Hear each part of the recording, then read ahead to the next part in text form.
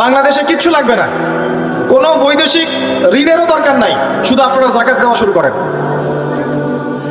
আমাদের স্যার আছে এখানে, উনি এই কথাগুলো আর উঁচু লেভেল পর্যন্ত পৌঁছাতে পারবেন, আমরা তো সব জায়গায় পৌঁছাতে পারবো না। কোনো বৈদেশিক ঋণের দরকার হবে না যদি আমি যাকাত দেওয়া শুরু করি। যাকাতের খাত কয়টা? 8টা। কয়টা? 8টা। খাতগুলো খুঁজে খুঁজে বের করেন, মুফতি সাহেবদের সাথে পরামর্শ করেন, দেখেন শুধু যাকাতের টাকা দিয়েই দেখবেন দারিদ্রতা দূর হয়ে গেছে। এটা প্রমাণিত অর্থনীতি, এটা কোনো কাল্পনিক অর্থনীতি নয়। আপনি উমর রাদিয়াল্লাহু আনহুর যুগে খুঁজে খুঁজে কোনো ফকির মিসকিন পাবেন না, পাবেন? উসমান রাদিয়াল্লাহু আনহুর যুগে আপনি খুঁজে খুঁজে মিসকিন পাবেন না।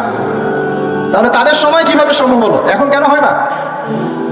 কারণ হচ্ছে আমরা একে তো সুদভিত্তিক অর্থনীতির মধ্যে আছি, 1, 2 আমরা ওই যে পশ্চিমাদের এবং জায়নিস্টদের ঋণের জালে পড়ে গেছি, 2, আর 3 হচ্ছে আমরা যাকাত ছেড়ে দিয়েছি। মাঝে মাঝে আমরা দেই টুকটাক যাকাত, মসজিদে, মাদ্রাসা, এখানে ওখানে, আর মনে করি যে আমি পাক্কা মুসলমান হয়ে গেছি। প্রথম নসিহত আজকে, আল্লাহ পাক আমাকে আমল করার তৌফিক দান করুন, আপনাদের সবাইকে তৌফিক দান করুন। উদখুলু ফিস-সিলমি কাফা, তোমরা পরিপূর্ণরূপে ইসলামে প্রবেশ করো। যতদিন পর্যন্ত আমরা পরিপূর্ণ মুসলমান না হচ্ছি, পুরো বিশ্বে মায়ের খাওয়া বন্ধ হবে না। যে মুসলমান নামাজ পড়ে না, সে কেন মায়ের খাবে না আমাকে বুঝান। যে মুসলমানের নৈতিকতা নাই, 10টা টাকার জন্য ইমান বিক্রি করতে পারে, সে কেন মায়ের খাবে না? যে বোন পর্দা করার ফুরসতই পাচ্ছে না, তার কাছে মনে হচ্ছে দেহের প্রদর্শনী মনে হয়, এটাই মনে হয় ভালো, তো সে কেন মায়ের খাবে না? কেন ধর্ষণের শিকার হবে না আমাকে বুঝান। যখন আমরা হারাম খাচ্ছি, কিভাবে আমাদের দোয়া আরো সে আজিমে পৌঁছাবে আমাকে বুঝান।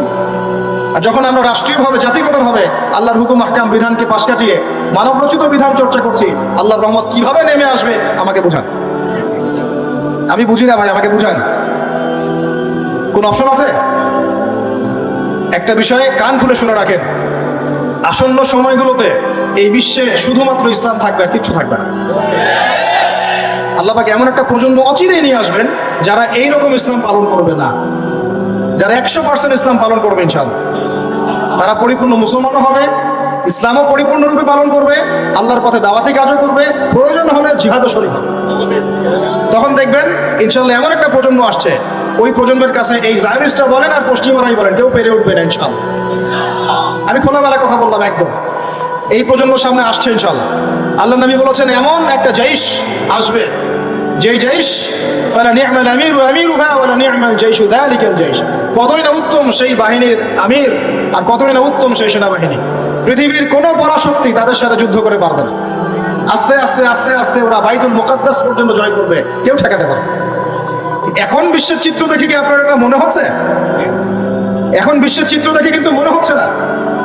এখন বিশ্বের চিত্র দেখে মনে হচ্ছে সবকিছু আমাদের নেগেটিভ, আমাদের এগেনস্টে যাচ্ছে, তাই না? পুরো বিশ্বে আমাদের কোনো খেলাফত নাই, একটু বোঝেন। পুরো বিশ্বে আমাদের কোনো খেলাফা স্টেট নাই। খেলাফা স্টেট মানে কি? খেলাফা স্টেট মানে উমর রাদিয়াল্লাহু আনহুর মতো শাসন, আল্লাহর রাসূলের মতো শাসন, উসমান, আবু বকর, আলীর মতো শাসন রাদিয়াল্লাহু আনহুম আজমাইন। মানে যে স্টেটের মধ্যে আল্লাহ পাকের লস ছাড়া অন্য কোনো লস চলে না। হ্যাঁ, কোনটা চলে? যেটা আল্লাহ এবং তার রাসূলের আইনের অনুকূলে সেটা চলে, প্রতিকূলে কোনো কিছু চলে না। এটা খিলাফা স্টেট। সেখানে যে আমির বা যে নেতা, সে আল্লাহর কাছে জবাবদিহিতায় বাধ্য, জনগণের কাছে জবাবদিহিতায় বাধ্য না। আমার কথা বুঝতে পারছেন? সেখানে বেশিরভাগ মানুষ কি বললো সেটা বড় কথা না, আল্লাহ এবং তার রাসূল কি বললেন সেটা বড় কথা। মানে বেশিরভাগ মানুষ যদি বলে সুদ হালাল, তার মানে এই না যে হালাল হয়ে যাবে। বুঝতে পারছেন কথা? আর বেশিরভাগ মানুষ যদি বলে মদ হালাল, তার মানে এই না যে মদ হালাল হয়ে যাবে। মনে করে আপনি ভোটাভুটি দিচ্ছেন, ভোটাভুটি করছেন, এখানে বেশিরভাগ বললো যে মদ হালাল হোক, খাওয়া যাবে, ভালোই তো। হ্যাঁ, বেপরদায় চললে ভালোই, আমরা মেয়েদেরকে দেখতে পারলাম, নাউজুবিল্লাহ। তারপরে সুদ হালাল হলে কি সমস্যা? সবাই খেয়ে আমরা খেলে কি সমস্যা? তো এখন বেশিরভাগ রায় এদিকে পড়লো, আর এই 10-5টা মুসলিম মিসকিন তারা বলছে না, এগুলো হারাম। খিলাফা স্টেট মানে হচ্ছে ওই 10 জন মানুষের রায় গ্রহণযোগ্য হবে, এই 100 জনেরটা হবে না। কথা বুঝতে পারছেন কি পারছেন না? একটু সরগোল করেন না, একটু মনোযোগ দেন। এখন পুরো বিশ্বে কি এমন কোন স্টেট আছে আপনার? আছে? কোথায় আছে? আবুধাবিতে, কাতারে, কুয়েতে? হ্যাঁ, মাশাআল্লাহ। একটা কথা বলেছেন, খোরাসান, এখানে ট্রাই করছে। কত বছর যুদ্ধ করলো? 20 বছর। আমরা দোয়া করি আল্লাহ পাক প্রত্যেক মুসলিম রাষ্ট্রের রাষ্ট্রপ্রধানদেরকে শক্তিশালী করুন এবং তাদেরকে ইসলাম বোঝার তৌফিক দান করুন। তাদেরকে আল্লাহ পাকের জমিনে আল্লাহর খলিফা হওয়ার তৌফিক দান করুন। দোয়া করতে কোনো সমস্যা? আল্লাহ পাক চাইলে আমাদের এই দেশটা এত উন্নত হবে, একদিন আমরা দেখবেন ইনশাআল্লাহ জাতিসংঘে ভেটো পাওয়ার দিয়ে পৌঁছাবে। যদিও এটা একটা কাল্পনিক স্বপ্নের মতোই, কিন্তু স্বপ্ন দেখতে দোষ আছে। তবে আমি নিশ্চিত, এটা আমি আমার কনফিডেন্স থেকে বলছি, ইমামুল মাহদি আসার সময় ইউনাইটেড নেশনস বলে কোনো নেশনস থাকবে না ইনশাআল্লাহ। ঈসা আলাইহিস সালাম যখন আসবেন তখন জাতিসংঘ বলে কোনো সংঘ থাকবে না ইনশাআল্লাহ। আপনাদের কি মনে হয় ঈসা আলাইহিস সালাম যখন আসবেন এসে জাতিসংঘে গিয়ে বলবেন আমার খেলাফা রাষ্ট্র কায়েমের অনুমোদন দেন? আপনার তাই মনে হয়? সে বলবে যে আমাকে ডলার দেন, ডলার দিয়ে কেনা বেচা করবো? হ্যাঁ, সে বলবে যে আপনার রেজুলেশন পাস করেন, আমি প্যালেস্টাইন থেকে, জেরুজালেম থেকে ইসলামী খেলাফত কায়েম করতে চাই, আমাকে সমর্থন দেন? তিনি কি এগুলো করতে যাবেন?